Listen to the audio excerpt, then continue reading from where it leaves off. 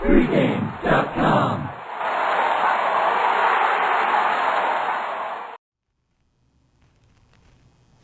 Wednesday night NBA action. We've got the Orlando Magic traveling to the Big Apple to play the Knicks. He's Scott Spreitzer. I'm Marco D'Angelo.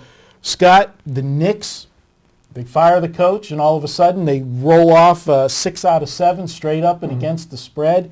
And the one loss that they had, you can give them an excuse. It was coming off a big win over Philadelphia. They were playing Toronto the next night, which they had played them just a couple days earlier and beat them, so you can understand them, looking past them. Is it all the coach, or, what is it? It was this team, did D'Antonio lose this team? I think other than Amari Stoudemire, Carmelo Anthony was the mouthpiece for what was really going on. Seems to me like I think most of the players besides Stoudemire didn't like D'Antoni. And of course, Stoudemire liked him a lot, and he understood what he was trying to develop in New York. But he was the only one. What I do give these guys credit for is that Stoudemire's liking of D'Antoni didn't come between him and Carmelo or the rest of the team. But you did mention, I wanted to see how they were going to react off their first loss with Woodson as the coach. They came out and they played great the next time out. So you got to give them credit for that. And Woodson does have them more intense on the defensive end of the court. There's no doubt about that. But the biggest mouth of them all, Carmelo Anthony, who was really the guy who had no fear for whatever reason of going out and throwing his coach under the bus, he hasn't played all that much better. I mean, look at the way he played up until the second half against the Pistons the other night. And, you and I could probably score 8 or 9 points against the Pistons. Well, maybe not, but anyway. But Carmelo, the bottom line is that, that's what he was 1 for 7 in the first half of that game. So it hasn't really been Carmelo on the offensive end, but it does look like this team is playing a more intense style of basketball. And part of that might be that, the onus of everything that's going on now is on the players' shoulders, almost as equally as it is the head coach at Woodson. Plus, they like Woodson. They're playing for him right now. There was too much dissent going against D'Antoni for this guy to have a real fair shot, I thought. I got to agree with you there. And the defensive end, again, we always talk about, it takes more intensity, more effort, to play defense than it does to play offense. Because, this is the NBA. Sure. Just watch any all-star game. Anybody can score. It's on the defensive end. And, since Woodson's taken over as coach, they have 6 of these 7 games, they've held their opponents to under 100 points. And not only under 100 points, 3 of them they've held to under 80, and 5 out of the 7 to under 88 or less. This team was giving up hundreds like they were free giveaways all season long. So it's a huge difference on, the defensive end of the ball. And to me, that goes to effort. There's no way that he can come in and immediately take over a team and change the defensive scheme that fast. I'm sorry. It's just intensity. Yeah. By the players. I think the players, quit on, Definitely. Well, you know what you need? We talked about this. I don't know if I was doing the show with you or VR or Brian, but when Jeremy Lin first started, becoming noticed and was really kicking it into gear when Stoudemire was banged up and Carmelo was out, they were running the pick and roll schemes that D'Antoni was able to do at Phoenix with Nash and Stoudemire. They weren't able to do that with Shumpert when he was running the show at New York. And so when we talked about it, when Carmelo comes back, he's going to have to be an ultimate team player, which means guys like, he and Stoudemire might have to kind of like hang out on the wings and hope for that open kick out when Lin and Chandler are running the pick and roll. And I never thought that Carmelo was going to be able to accept that. He could still score 20, 25 points a night, but he's not going to be the star. The spotlight, so to speak, is not going to be on him the entire time that the New York Knicks have the ball. And he just had the wrong players, D'Antoni. He needed a couple of star players and some good players who accepted their roles. And when you're talking about Carmelo Anthony, you're never going to get a guy who accepts his role, even scoring 20, 25 a night, if he's not the guy under the spotlight. And I really thought when he came back and you saw this team swoon, it was because of his attitude. And I'm not even blaming him so much because he's been coddled so much since he was in high school that he thinks he should be the premier player on every single offensive possession. So it's almost like it's built in, and you're not going to change his spots. Leopard doesn't change her spots. You're not going to change Carmelo Anthony's way of thinking. You're trying to say he's a prima donna? No, not at all. Now, to flip over, we're talking all about New York. There's another team in this game. Orlando's playing too.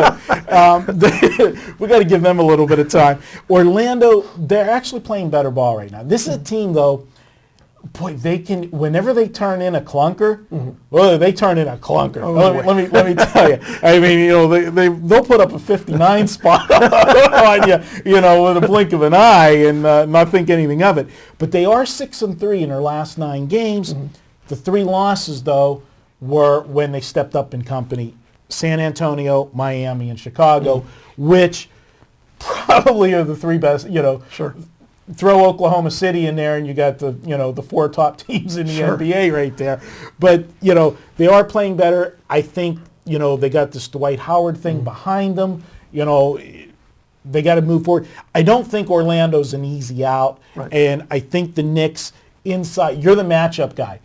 Do the Knicks have an answer for Howard inside? I'm not so sure they do for Howard. And in fact, on the other end of the court, when I was breaking this game down, is Howard's the only one for the Orlando Magic who can be counted on consistently, game in, game out, and almost on every possession to be able to defend his opposing big man one-on-one.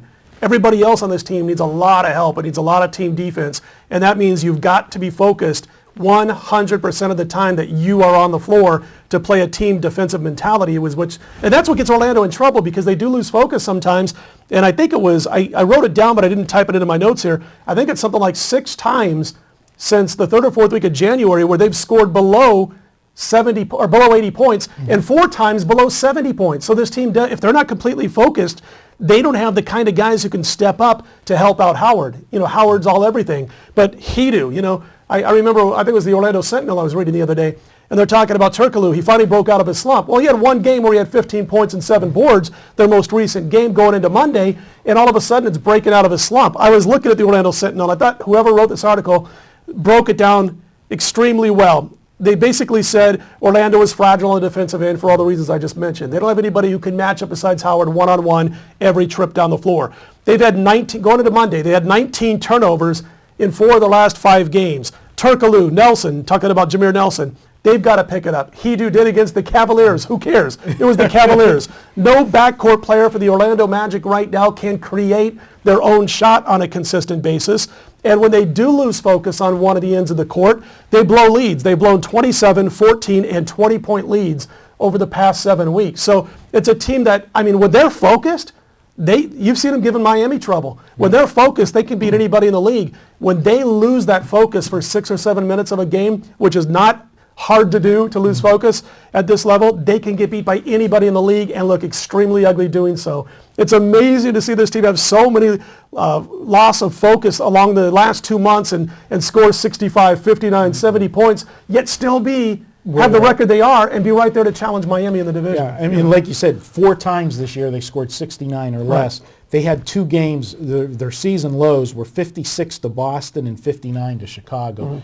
2 very good defensive teams. Sure. The Knicks are playing better defense, but we're not going to put the Knicks in that category. But ironically enough, when you think of the Knicks and, you think of D'Antoni, the coach prior, how high scoring they were, surprisingly enough, the Knicks right now at this point have gone under 31 of 49 games this season. So even before, they were still going under because the line was just so public perception, inflated. And there was definitely value when the new coach took over. And I know I took advantage of an under on one of the games against Philadelphia. We went way under, and I know you had a couple unders with them too. So that's part of handicapping, is being, trying to be ahead of the curve and the public perception and finding that value. As far as look-ahead game, this is a big game going to New York. So Orlando should not look ahead, but they do. Their next game after this is they play the world champs Dallas, which, you say the world champs and Dallas. I still don't think people get up for Dallas, even though they are the champs. It's funny. As they would some of the other marquee teams in the league. Because Dallas, it's like they won it and they quietly did it. And in a couple years, you ask people who won the NBA Finals last year, they're not going to remember back. I think right now an NBA team looks at getting up more for a San Antonio Spurs team or an LA Lakers team than they do the defending champs. I agree.